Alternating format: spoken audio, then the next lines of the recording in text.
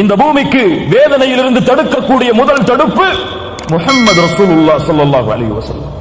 நீங்கள் இருக்கும் வரை அவர்களை நான் வேதனை செய்ய மாட்டேன். இரண்டாவது, வமா கான அல்லாஹு முஅذிபஹும் வஹும் யஸ்தக்ஃபிரூன். அல்லாஹ்விடத்திலே பாவ மன்னிப்பை கேட்டுக் கொண்டிருக்கும் வரையும் அவர்களை நாம் வேதனை செய்ய மாட்டோம். இஸ்திக்ஃபார், முஹம்மது ரசூலுல்லாஹ் எம்மை விட்டு சென்று விட்டார்கள். ஆனால் இஸ்திக்ஃபார், பாவ மன்னிப்பு மறுமை வரை எம்மோடு இருக்கும். அல்லாஹ்வுடைய தூதர் ஸல்லல்லாஹு அலைஹி வஸல்லம் சொன்னார்கள், யார் இஸ்திக்ஃபாரை பாவ மன்னிப்பை அதிகமாக தேடுகிறார்களோ ஜஅல அல்லாஹு லஹு மின் குல்லி ஹம்மின் ஃபரஜா, ஒவ்வொரு துக்கத்திலிருந்தும் வெளியேறக்கூடிய வழியை, வமின் குல்லி ضيقின் மக்ரஜா, ஒவ்வொரு நெருக்கடியிலிருந்தும் வெளியேறக்கூடிய வழியை, அவர் எண்ணாத புறத்திலிருந்து அவருக்கு வாழ்வாதாரத்தை அல்லாஹ் ஏற்படுத்துவார். எதை அதிகமாக செய்தால் இஸ்திக்ஃபார், பாவ மன்னிப்பை. கண்ணியத்துக்குரியவர்களே, உங்களுக்கு தெரியுமா அஸ்ஸுனூப், பாவங்கள் உங்களுக்கு தெரியுமா? எது இப்லீஸை அல்லாஹ்வுடைய ரஹ்மத்திலிருந்து விலக்கியது, எது இப்லீஸுக்கு அல்லாஹ்வுடைய லானத்தை வாங்கி தந்தது, எது ஃபிர்அவுனையும் அவர்களுடைய சமூகத்தையும் கடலில் மூழ்கடித்தது, எது சமூக கூட்டத்தையும் நபி சாலிஹின் கூட்டத்தையும் அழித்தது, எது காரூனை இந்த பூமியில் சொருக வைத்தது, அழிக்க வைத்தது, இந்த பூமியில் ஏற்படுகின்ற கஷ்டம், இந்த பூமியில் ஏற்படுகின்ற துன்பம், இந்த பூமியில் ஏற்படுகின்ற வேதனை, இவற்றிற்கெல்லாம் காரணம் என்ன தெரியுமா? கேள்வி பலவாக இருந்தாலும் பதில் ஒன்றுதான். இதற்கெல்லாம் முக்கிய காரணம் அஸ்ஸுனூப், பாவங்கள். இந்த பூமியில் எந்த ஒரு சோதனையும் விழுவதில்லை இந்த பூமி பாவத்தால் நிரம்புவதாலே தவிர. அல்லாஹ் ரப்புல் ஆலமீன் கூறுகிறான் சூரத்துர் ரூம் 41வது வசனம், ظهر الفساد في البر والبحر بما كسبت ايدي الناس. கடலிலும் நிலத்திலும் குழப்பங்கள் பரவுகிறது. ஏன்? மனிதர்களுடைய கரங்கள் சம்பாதித்த பாவத்தால். சூரத்து ஷூரா 30வது வசனம், وما اصابكم من مصيبه فبما كسبت ايديكم. எந்த ஒரு சோதனைகளும் உங்களை சூழ்வதில்லை உங்களுடைய கரங்கள் சம்பாதிக்கும் பாவங்களாலே தவிர. சூரத்துல் அன்ஆம் 146வது வசனம், ذلك جزيناهم ببغيهم يعني اي ظلمهم. அவர்களுடைய அநியாயத்தின் காரணத்தாலே அல்லாஹ் இந்த வேதனையை கூலியாக கொடுத்தான். சூரத்துல் ஆல இம்ரான் 11வது வசனம், فاخذهم الله بذنوبهم. அவர்களுடைய பாவங்களாலே அல்லாஹ் அவர்களை பிடித்தான். அல்லாஹ்வுடைய தூதர் ஸல்லல்லாஹு அலைஹி வஸல்லம் சொன்னார்கள், உணவின் விரிப்பை நோக்கி பசித்தவன் எப்படி பாய்வானோ அது போன்ற எதிரிகள் என் சமூகத்தை நோக்கி பாய்வார்கள். அல்லாஹ்வுடைய தூதரே, அந்த நேரத்தில் நாங்கள் குறைவான எண்ணிக்கையில் இருப்போமா? அல்லாஹ்வுடைய தூதர் சொன்னார்கள், இல்லை, ஒருபோதும் இல்லை. பல் அன்தும் யௌமைதின் கஸீர், அதிகமான எண்ணிக்கையில் இருப்பீர்கள். ஆற்றில் வெள்ளப்பெருக்கத்திலே வரக்கூடிய நுரையை போன்று உங்களுடைய எண்ணிக்கை இருக்கும். என்ன அர்த்தம்? எண்ணிக்கை எல்லாம் கோடான கோடி. உலகத்தின் 2வது தரமுடைய மக்கள், எந்த நாட்டிலும் முதல் தரம், அவ்வளவு உலகத்தின் மெஜாரிட்டி. ஆனால் ஆற்றின் வெள்ளப்பெருக்கத்தில் வரக்கூடிய நுரைக்கு என்ன மதிப்போ அதுதான் அந்த எண்ணிக்கைக்கு மதிப்பு. ஏன் அல்லாஹ்வுடைய தூதரே மேலும் சொன்னார்கள், அல்லாஹ் எதிரிகளுடைய பயத்தை, உங்களுடைய எதிரிகளுடைய உள்ளத்திலிருந்து உங்கள் மீதுள்ள பயத்தை அல்லாஹ் எடுத்து உங்களுடைய உள்ளத்தில் அல்லாஹ் வகனை சாட்டுவான். ஏன் இதுவெல்லாம் ஏன் நடக்கிறது? என்ன காரணம்? அல்லாஹ் விரும்பியதால் நடக்கிறதா? இல்லை. ஹுப்புத் துன்யா வ கராஹியத்துல் மௌத், உலக ஆசை, மரணத்தை வெறுக்கக்கூடிய தன்மை, இந்த இரண்டும் பெருகிவிடும் என்று அல்லாஹ்வுடைய தூதர் ஸல்லல்லாஹு அலைஹி வஸல்லம் சொன்னார்கள். ஆம், இதுவெல்லாம் எதை சொல்கிறது? இந்த பூமியில் பாவங்கள் நிலையாக இருப்பதால் தான் அல்லாஹ்வுடைய சோதனையும் வேதனையும் வருகிறது. இது ஒட்டுமொத்த சமூகத்திற்கும் தனிப்பட்ட மனிதருக்கும் சரி. ஆனால் கேள்வி கேட்கலாம், பலர் பாவம் செய்கிறார்கள், ஆனால் அவர்களுக்கெல்லாம் அருட்கொடைகள் கொட்டோ என்று கொட்டுகிறது. பாவம் செய்யக்கூடிய மனிதன் செல்வத்தில் அதிகரிக்கிறான். பாவம் செய்யக்கூடிய மனிதனுக்கு உலகத்திலே மாடான மாளிகைகள் எப்படி கிடைக்கிறது? பாவம் செய்தால் தண்டனை உண்டென்றால் ஏன் இப்படி நடக்கிறது? அல்லாஹ்வுடைய தூதர் ஸல்லல்லாஹு அலைஹி வஸல்லம் அதற்கும் பதில் சொன்னார்கள், ஒரு அடியானுக்கு அல்லாஹ் இந்த பூமியில் உள்ள அருட்கொடைகளை கொடுக்க ஆரம்பிக்கிறான், அவன் பாவம் செய்தாலும் என்றால் அது அவனுக்கு கொடுக்கப்படுகிற அருட்கொடை அல்ல, அவனுக்கு அல்லாஹ் கொடுக்கின்ற வாய்ப்பு. சிறிது சிறிது அல்லாஹ் அவனை பிடிப்பான்.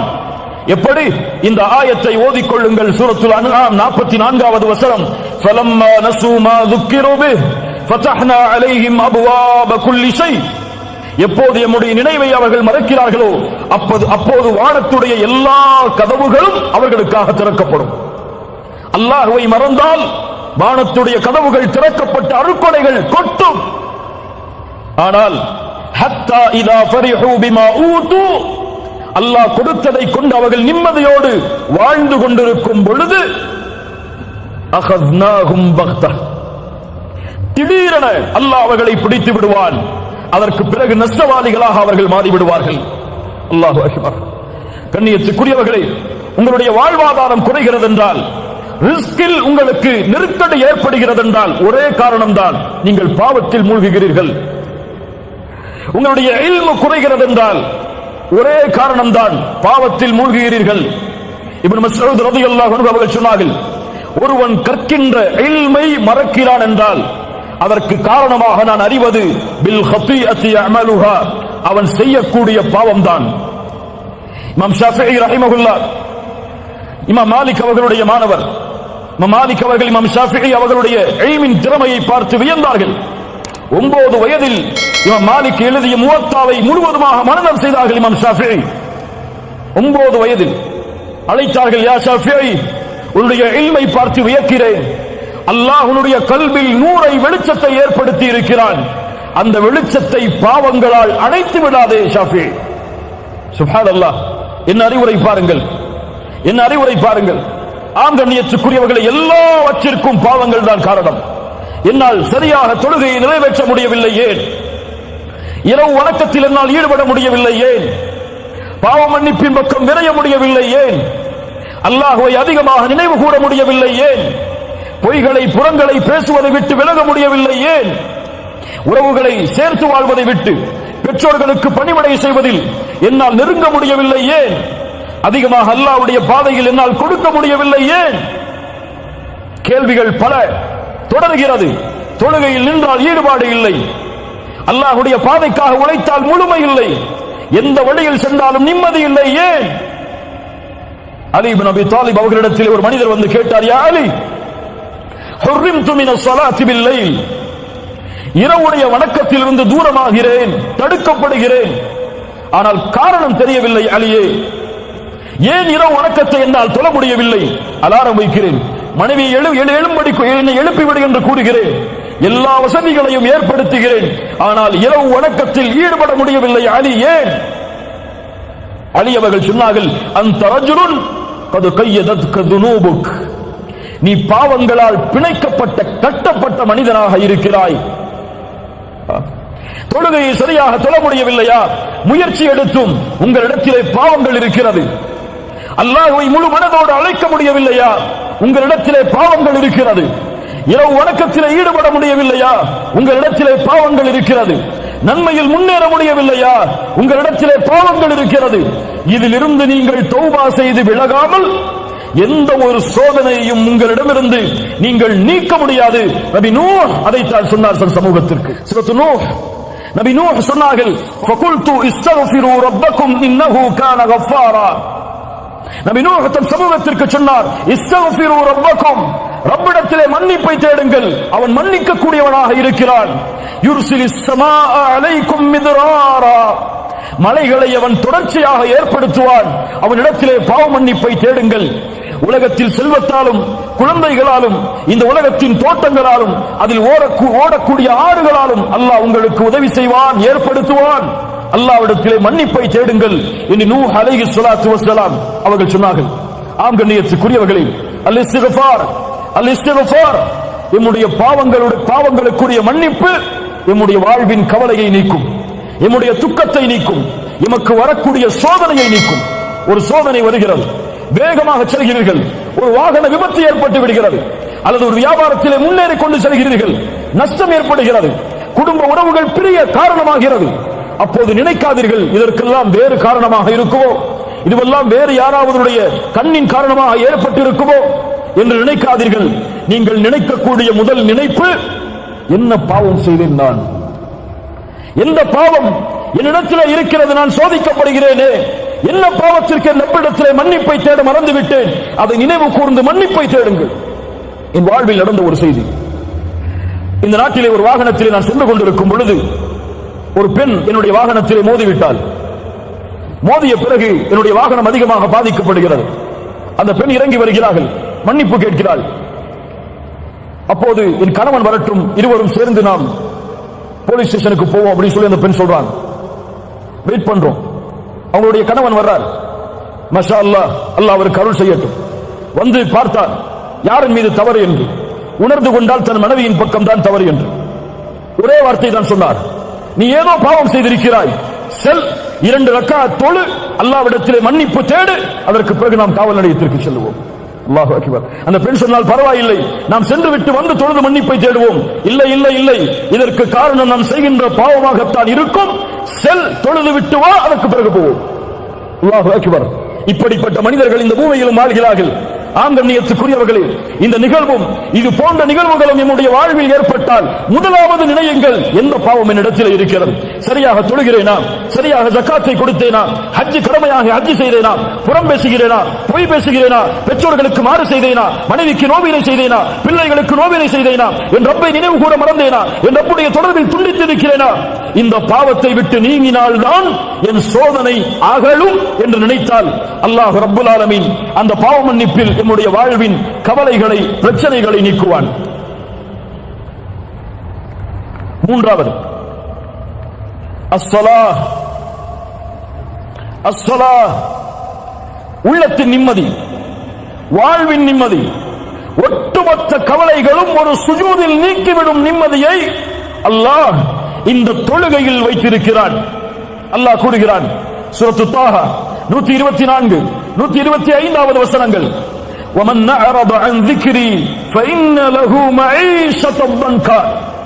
அல்லாஹு அக்பர், அல்லாஹு அக்பர். குர்ஆன் பேசுகிறது, கேளுங்கள். وَمَنْ أَعْرَضَ عَنْ ذِكْرِي, என் நினைவிலிருந்து யார் தூரமாகிறானோ فَإِنَّ لَهُ مَعِيشَةً ضَنْكًا, அவனுக்கு நெருக்கடியான வாழ்வை நாம் ஏற்படுத்துவோம். கோடிகள் இருக்கும், ஆனால் நெருக்கடி இருக்கும். லட்சங்கள் குமையும், நெருக்கடி இருக்கும். நெருக்கடியான வாழ்வை ஏற்படுத்துவோம். ஏன்? என் நினைவில் இருந்தவன் தூரமானால். ஜும்ஹூர் அஹ்லுத் தஃசீர், தஃசீர் கலையுடைய விரிவுரையாளர்கள் எல்லோரும் சொல்கிறார்கள் சேர்ந்து, அல்லாஹ்வின் நினைவு என்று அல்லாஹ் குர்ஆனிலே குறிப்பிடுவது அஸ்ஸலாத். தொழுகையிலிருந்து தூரமானால் இந்த உலகம் நெருக்கடியாகும், பிரச்சனைகள் நெருக்கடியாகும். குடும்பத்தில் நிம்மதி இருக்காது, தொழிலில் நிம்மதி இருக்காது, கல்வியில் நிம்மதி இருக்காது. எதை தொட்டாலும் சோதனையில் முடியும். தொழுகையை அவன் சரியான முறையில் நிறைவேற்றவில்லை என்றால், ஃபஜ்ருடைய தொழுகையை தொழாமல் அவன் காலையில் விழித்தால் அந்த தினம் முழுவதும் அவனுக்கு சோதனை, சோதனைதான். கெட்ட நாள் நல்ல நாள் இஸ்லாமில் கிடையாதா? உண்டா இல்லையா? கெட்ட நாள் நல்ல நாள் இஸ்லாம் இருக்கா? கிடையாது. ஆனால் இருக்கிறது. ஒரு மனிதனுக்கு கெட்ட நாள் என்றால் எப்போது அவன் ஃபஜ்ர் தொழவில்லையோ அதுதான். அல்லாஹ்வுடைய தூதர் ஸல்லல்லாஹு அலைஹி வஸல்லம் சொன்னார்கள், இரவில் தூங்கும் பொழுது ஷைத்தான் 3 முடிச்சுகளை போடுகிறான். எத்தனை முடிச்சுதா? எத்தனை முடிச்சு? 3 முடிச்சுகளை போடுகிறான். ஒவ்வொரு முடிச்சை போடும் பொழுதும் சொல்லுகிறான், இரவு தூரமானது, இரவு தூரமானது, தூங்கு, நிம்மதியோடு உறங்கு என்று சொல்லுகிறான். அல்லாஹ்வுடைய தூதர் ஸல்லல்லாஹு அலைஹி வஸல்லம் சொன்னார்கள், எப்போது அவன் எழுந்து அல்லாஹ்வை நினைவு கூறுகிறானோ அப்போது ஒரு முடிச்சு அவிழ்கிறது. எப்போது உது செய்கிறானோ 2வது முடிச்சு அவிழ்கிறது. எப்போது தொழுகிறானோ 3வது முடிச்சாக அவிழ்கிறது. அப்போது அவன் நஷீதன் தய்யிபன் நஃப்ஸ், ஆரோக்கியமானவனாக, மகிழ்ச்சியுடையவனாக, நிம்மதியுடையவனாக எழுந்திருக்கிறான். அந்த உள்ளத்தோடு எழுந்திருக்கிறான். ஆனால் 3 முடிச்சுக்களும் அவிழ்க்கப்படவில்லை என்றால் கபீசன் நஃப்ஸ், அசுத்தமான உள்ளத்தோடு, கஸ்லான், சோம்பேறியாக அவன் எழுந்திருக்கிறான். புரியுதா? அந்த 3 முடிச்சுக்களும் அவிழ்க்கப்பட்டு ஃபஜ்ருடைய தொழுகையை அவன் நிறைவேற்றினால் அன்றைய தினம் முழுவதும் அவன் தொடக்கூடிய எல்லா காரியமும் வெற்றி. ஃபஜ்ருடைய தொழுகை தொழாமல் அவன் எழுந்திருந்தால் அன்றைய தினம் முழுவதும் சோம்பேறித்தனத்தால் நிரம்பி இருக்கும். மேலும் சொன்னார்கள், யார் ஒருவன் ஃபஜ்ருடைய தொழுகையை தொழாமல் உறங்குகிறானோ அவனுடைய காதில் ஷைத்தான் சிறுநீர் கடிக்கிறான். அல்லாஹ்வுடைய தூதருடைய வாக்கு உண்மை. ஃபஜ்ருடைய தொழுகையை தொழாமல் உறங்கிக் கொண்டிருப்பவர்களே, உங்களுடைய காதில் ஒருவன் சிறுநீர் கடிக்கிறான். அவன் யார்? அல்லாஹ்வால் சபிக்கப்பட்டவன், தூதரால் சபிக்கப்பட்டவன், மூமின்களால் சபிக்கப்பட்டவன். அது மட்டுமல்ல, அல்லாஹ்வுடைய தூதர் சொன்னார்கள், 2 தொழுகை முனாஃபிக்குகளுக்கு தான் சிரமம். நல்லா புரிஞ்சுக்கோங்க, நல்ல உள்ளத்தில் அழுத்தி செய்யுங்க இந்த ஹதீஸை. 2 தொழுகை முனாஃபிக்குகளுக்கு தான் சிரமம். அல் ஃபஜ்ரு வல் இஷா. இதுவெல்லாம் அல் ஃபஜ்ர் வல் இஷா. நான் சொல்கிறேன், ஃபஜ்ருடைய தொழுகையை தொழாமல் உங்களுடைய விழிப்பு இருந்தால், சூரியன் உதயமானதற்கு பிறகு நீங்கள் ஃபஜ்ரை தொழக்கூடிய வழக்கமுடையவர் என்றால், அல்லாஹ் பாதுகாக்கட்டும், அல்லாஹ் பாதுகாக்கட்டும், நாம் முனாஃபிக் என்பதில் சந்தேகமே கிடையாது. நீங்க முஃமின் நினைச்சுக்கோங்க, அல்லது ஜமாத் தலைவர் நினைச்சுக்கோங்க, அல்லது ஒரு இயக்கத்துடைய தலைவர் நினைச்சுக்கோங்க, அல்லது முஸ்லிம்களுடைய தலைவர் நினைச்சுக்கோங்க, என்னுடைய ஈமான் எல்லாம் இன்று மௌத்தான சொர்க்கம் ஜன்னத்துல் ஃபிர்தௌஸுடைய உயர்ந்த இடம் என்றெல்லாம் கற்பனை செய்து கொள்ளுங்கள். ஆனால் ஃபஜ்ருடைய தொழுகை இல்லாமல் உங்களுடைய தினம் ஆரம்பமானால், நிஃபாக் இல்லாமல் நீங்கள் எழுந்திருக்கவில்லை. சுப்ஹானல்லாஹ். அல்லாஹ் ரப்பல் ஆலமீன் நம்மை பாதுகாப்பானாக. ஃபഖலஃப மின் பஅதிஹிம் கல்ஃபுன் அதாஉஸ் ஸலாத். பின்னால் வரக்கூடிய மக்கள் தொழுகையை பாழாக்குவார்கள். ஒன்று சொல்லவா? 5 நேர தொழுகையை ஒருவன் தொழுதாலும் அவன் நரகம் செல்லுவான். 5 நேர தொழுகையை தொழுதாலும் எங்கே செல்வான்? எங்கே செல்வான்? இவன் நரகம் செல்லுவான். யார் அவன்? அதாஉஸ் ஸலாத், தொழுகையை வீணடிப்பான். ஃபஸௌஃப யல்கௌன கய்யா. கய்யா என்ற நரக ஆற்றில் அல்லாஹ் அவர்களை ஒன்று சேர்ப்பான். தொழுகையை பாழாக்குபவர்கள். இப்னு அப்பாஸ் சொன்னார்கள், அக்ஹரு ஸலாத அன் வக்திஹா. தொழுகையை அதனுடைய நேரத்தில் தொழாதவன். தொழுகையை விடுறவங்க கிடையாது நரகத்துக்கு போறவங்க. அவங்களுக்கு நரகம், சக்கரண்ட நரகம் ஒதுக்கப்படுகிறது. ஆனால் தொழுகையை தொழுபவனும் நரகம் செல்லுவான். தொழுகையை அதனுடைய நேரத்தில் தொழவில்லை என்றால், குர்ஆன் சொல்லுகிற தீர்ப்பு, காலை 7 மணிக்கு உங்களுக்கு ஃபஜ்ர் வருதுன்னா, மதியம் 6 மணிக்கு உங்களுக்கு முஹர் அஸர் வருதுன்னா, உங்களுக்கு மக்ரிப் எல்லாம் 8 மணிக்கு, இஷா எல்லாம் காலையில எழுந்ததுக்கு பிறகுதான் வருதுன்னு சொன்னா, நீங்க 5 நேர தொழுகையை தொழுதாலும் இந்த தொழுகையுடைய கூலியாக நீங்கள் எதிர்பார்ப்பது உங்களுக்கு கிடைக்காது. ஃபஸௌஃப யல்கௌன கய்யா. அல்லாஹ் எச்சரிக்கிறான், அவர்களை கய்யா என்ற நரக ஓடையில் அல்லாஹ் சங்கமிக்க வைப்பான். அல்லாஹ் பாதுகாப்பானாக. தொழுகை வாழ்வில் உள்ள எல்லா பிரச்சனைகளையும் நீக்கும். அதனால் தான் அல்லாஹ் கூறுகிறான், யா அய்யுஹல்லதீன ஆமனூ இஸ்தஈனு பிஸ்ஸப்ரி வஸ்ஸலாஹ் இன்னல்லாஹ மஅஸ் ஸாபிரீன். ஈமான் கொண்டவர்களே, தொழுகையை கொண்டும் பொறுமையை கொண்டும் அல்லாஹ்விடத்திலே உதவி தேடுங்கள். சுப்ஹானல்லாஹ். நோயில் அவதிப்படுகிறீர்களா? எந்த மருத்துவரும் உங்களை ஏற்றுக்கொள்ள தயாரில்லையா? எல்லோரும் கைவிடுகிறார்களா? இஸ்தஈன் பிஸ்ஸலாஹ். 2 ரக்காத் உது செய்து தொழுது சுஜூதில் கேளுங்கள், லா மரீத இல்லா ஷஃபைத யா ரப். நீ இல்லாமல் நோயை குணமாக்க முடியாது யா அல்லாஹ். எந்த மருத்துவ உலகமும் என்னை கைவிட்டாலும் நீ நாடினால் இந்த நோயை குணமாக்க முடியும். உன்னை தவிர யாரும் இல்லை இதை குணமாக்குவதற்கு என்று உங்களை ஒப்படையுங்கள். இன்ஷா அல்லாஹ் நீங்கள் சுஜூதில் இருந்து எழுவதற்கு முன்னால் உங்களுடைய நோய் குணமாகும். கடனில் பிரச்சனையா? கோடி கோடி கடன் குவிந்து விட்டதா? வெளியேறுவதற்கு வழி தெரியவில்லையா? இஸ்தஈன் பிஸ்ஸலாஹ். குழந்தை இல்லையா? இஸ்தஈன் பிஸ்ஸலாஹ். வீட்டில் மனைவிக்கும் உங்களுக்கும் பிரச்சனையா? இதை தீர்ப்பதற்கு வழி தெரியவில்லையா? இஸ்தஈன் பிஸ்ஸலாஹ். நிறுவனத்தில் வேலையை விட்டு உங்களை தூக்குகிறார்கள்.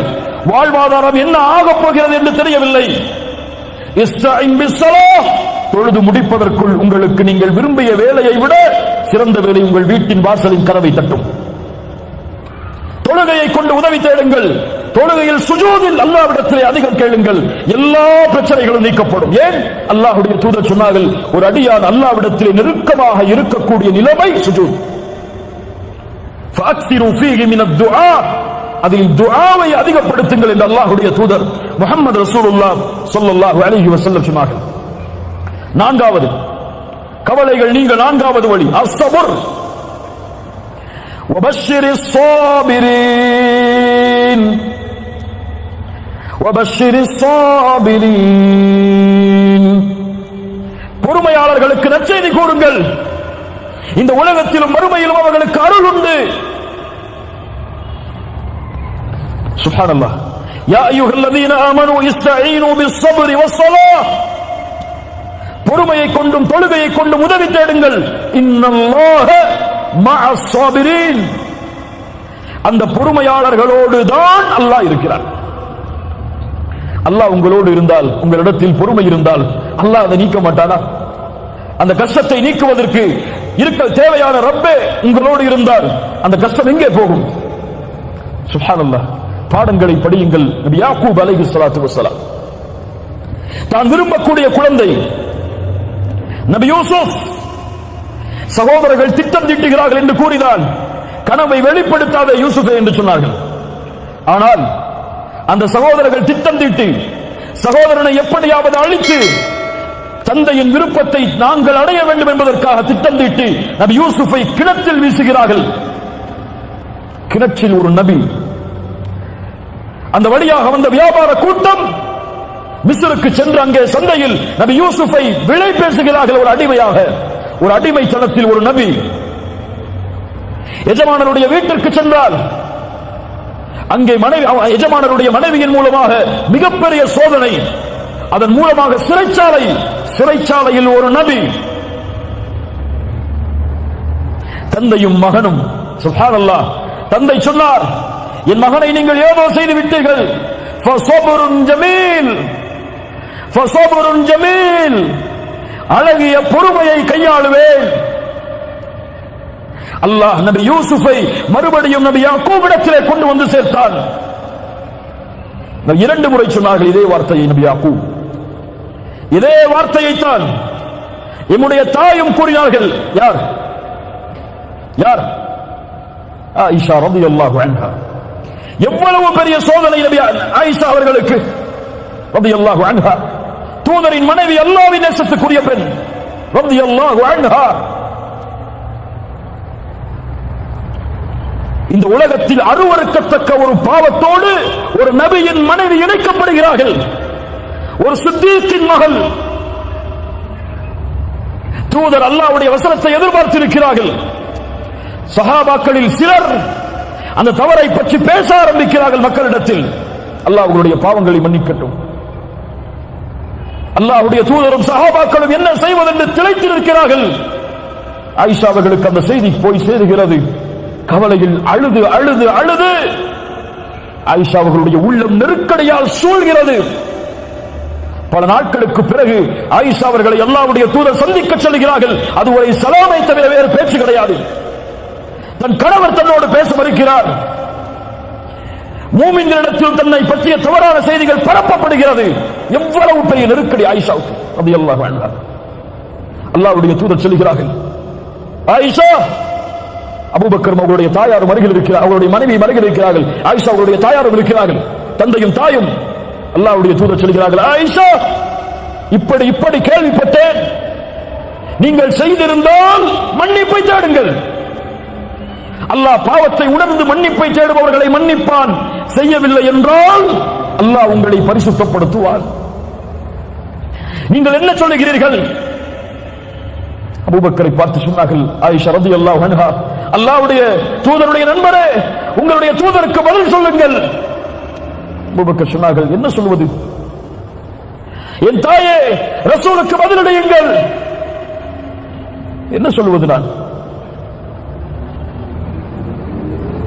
என்ன சொல்வது நான் என்று அவர்கள் இருவரும் திளைத்து நிற்கிறார்கள். ஆயிஷா ரலியல்லாஹு அன்ஹா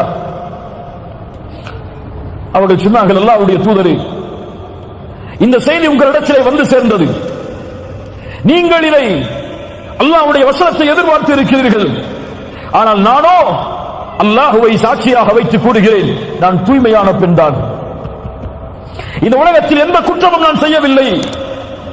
நபி யாக்கூபுடைய அடையாளத்தை தான், அந்த உதாரணத்தை தான் என்னுடைய வாழ்விலும் நான் எடுத்துக் கொள்கிறேன். இந்த சோதனையிலிருந்து நான் வெளியே வர வேண்டும் என்றால் ஒரே வழிதான், ஃபஸப்ருன் ஜமீல் வல்லாஹுல் முஸ்தஆனு அலா மா தஸிஃபூன். அழகிய பொறுமையை கையாளுவேன். ஏன் நபி யாக்கூபிடத்திலே இருந்த அந்த பொறுமை? இவ்வளவு பெரிய இட்டுக்கட்டப்பட்ட செய்தியை சுமந்த ஆயிஷா ரலியல்லாஹு அன்ஹா அவர்களிடத்தில் இருந்த அந்த பொறுமை ஏன் நம்மிடத்தில் இல்லை? ஃபஸப்ருன் ஜமீல் வல்லாஹுல் முஸ்தஆனு அலா மா தஸிஃபூன். அல்லாஹ் நபி யாக்கூபுக்கு அந்த பொறுமையின் கூலியாக அவர்கள் நினைத்ததை விட நபி யூசுஃபுடைய அந்தஸ்தை உயர்த்தி அல்லாஹ் திருப்பி கொடுத்தான்.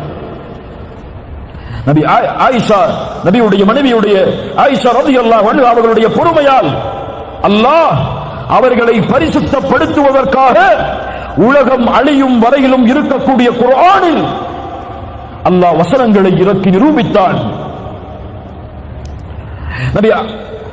நபியுடைய மனைவியாகிய ஆயிஷா அவர்களுடைய கற்புக்கு அல்லாஹ் சாட்சி கூறினான் அந்த பொறுமையால். நபி யூனுஸ் அதே சோதனையை சந்தித்தார், பொறுமையோடு இருந்தார். நபி நூஹ் 950 ஆண்டு காலம் அழைப்பு, பொறுமையோடு இருந்தார். முஹம்மது ரசூலுல்லாஹ் ஸல்லல்லாஹு அலைஹி வஸல்லம் எவ்வளவு சோதனைகள் மக்காவில், எவ்வளவு சோதனைகள். நபி சுஜூதில் முஷ்ரிக்குகள், மக்கத்து காஃபிர்கள் அந்த தூதரின் மேல் ஒட்டகத்தின் கழிவை வீசினார்கள். சுமையா ரலியல்லாஹு அன்ஹா, யாசிர், அம்மார், ஒரே குடும்பம் ஒரு பெண்ணுக்கு முன்னால் கொடுமைப்படுத்தப்பட்டார்கள். அல்லாஹ்வுடைய தூதர் என்ன சொன்னார்கள்? சப்ரன் ஆல யாசிர். யாசிருடைய குடும்பத்தார்களே, பொறுமையை கையாளுங்கள். நீங்கள் தங்கக்கூடிய இடம் நாளை மறுமையில் சொர்க்கம். அஸ்ஸப்ர், அஸ்ஸப்ர் என் ரப்பு எனக்கு கொடுத்தது, இதில் நான் பொறுமையோடு இருப்பேன். என் ரப்பு இதை விட்டு என்னை இதை விட்டு அல்லாஹ் பாதுகாப்பான். என் ரப்பு எனக்கு வழிகாட்டுவான். அதுவரை பொறுமையை கையாளுவேன், பொறுமையோடு இருப்பேன். என்ன சோதனை வந்தாலும் சிரமம் வந்தாலும் சப்ர். வபஷ்ஷிரிஸ் சாபிரீன் இன்னல்லாஹ மஅஸ் சாபிரீன். ஐந்தாவது அத்தவக்குல் அலல்லாஹ், கவலைகள் நீங்க. ஐந்தாவது வழி அல்லாஹ்வின் மீது உறுதியான நம்பிக்கை. அல்லாஹ்வின் மீது அசைக்க முடியாத உறுதியான நம்பிக்கை. என் கஷ்டத்தை என் ரப்பை தவிர யாரும் நீக்க முடியாது. அம்மை யுஜீபுல் முல்தர்ர இதா தஆஹு வயக்ஷிஃபுஸ் ஸூ.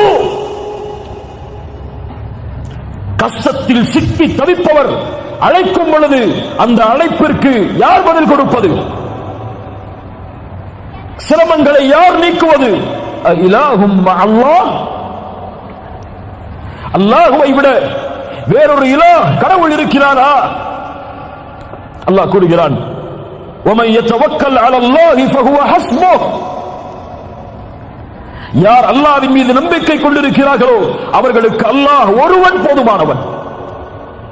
அல்லாஹ்வுடைய தூதர் சொன்னார்கள், யார் அல்லாஹ்வின் மீது அசைக்க முடியாத நம்பிக்கையை வைத்திருக்கிறார்களோ, ஹக்க தவக்குலிஹி, உண்மையான தவக்குலை கொண்டிருக்கிறார்களோ, அவர்களுக்கு அல்லாஹ் பறவைகளுக்கு எப்படி உணவளிக்கிறானோ அப்படி உணவளிப்பான்.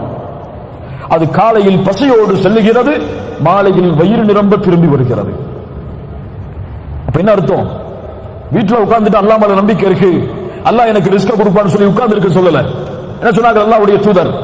அந்த பறவை பசியோடு என்ன சொன்னார்கள்? கிளம்பி செல்கிறது, ஒரு முயற்சி எடுத்து செல்லுகிறது. அல்லாஹ் அதனுடைய வயிற்றை நிரப்புகிறான். ரப்புல் ஆலமீன் இந்த உலகத்தில் உள்ள ஒரு இருள் சூழ்ந்த இரவில், ஒரு இருண்ட பாறையில் ஊறக்கூடிய ஒரு அணுவிற்கும் உணவளிக்க ரப்பு மறக்காத பொழுது, ரப்பின் மீது நம்பிக்கை கொண்டிருந்தால் உங்களுக்கு அல்லாஹ் வாழ்வாதாரத்தை ஏற்படுத்தாமல் இருப்பாடா? என் ரப்பை சார்ந்திருக்கிறேன், என் ரப்பின் மீது நம்பிக்கை வைத்திருக்கிறேன். இந்த கவலையை அல்லாஹ் நீக்குவான். இந்த துக்கத்தை எல்லாம் நீக்குவான். அத்தவக்குல் கவலைகளை நீக்கும். கவலைகள் நீங்க 5வது வழி அல்லாஹ்வின் மீது உறுதியான நம்பிக்கை. 6வது அல்லாஹ்வின் மீது நல்லெண்ணம், ஹுஸ்னு ظن பில்லாஹ். இது முக்கியமான விஷயம், கவனிச்சு கேளுங்க. அல்லாஹ்வை நீங்கள் எப்படி உங்களுடைய உள்ளத்தில் மேன்மைப்படுத்துகிறீர்களோ அப்படி உங்களுடைய மேன்மையும் அல்லாஹ்விடத்தில். அல்லாஹ்வின் மீது எந்த நம்பிக்கையில் நீங்கள் உறுதியான நம்பிக்கையை வைத்திருக்கிறீர்களோ அதே எண்ணம் தான் அல்லாஹ்விடத்தில். அல்லாஹ்வோடு நீங்கள் எப்படி நடந்து கொள்கிறீர்களோ அப்படித்தான் அல்லாஹ்வும் உங்களோடு நடந்து கொள்வான். என் ரப்பு என் கவலையை நீக்குவான். அல்லாஹ் உங்கள் கவலையை நீக்குவான். என் ரப்பு என் நோயை குணப்படுத்துவான். அவன் தான் குணப்படுத்த முடியும். அவன் மீது நம்பிக்கை இருக்கிறது, நல்லெண்ணம் இருக்கிறது. அல்லாஹ் குணப்படுத்துவான். அல்லாஹ் குணப்படுத்துவான். என் ரப்பு என் கவலையை நீக்குவான், கடனை நீக்குவான்.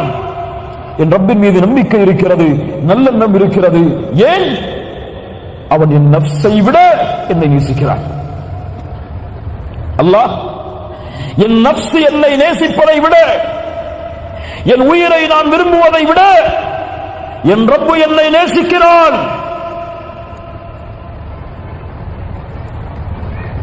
தூதருக்கு முன்னால் ஒரு குழந்தை காணாமல் போய் ஒரு தாயிடத்திலே கொடுக்கப்படுகிறது. அந்த தாய் அந்த உணவுக்கு, அந்த குழந்தைக்கு உணவை கொடுக்க தயாராகிறார்கள்.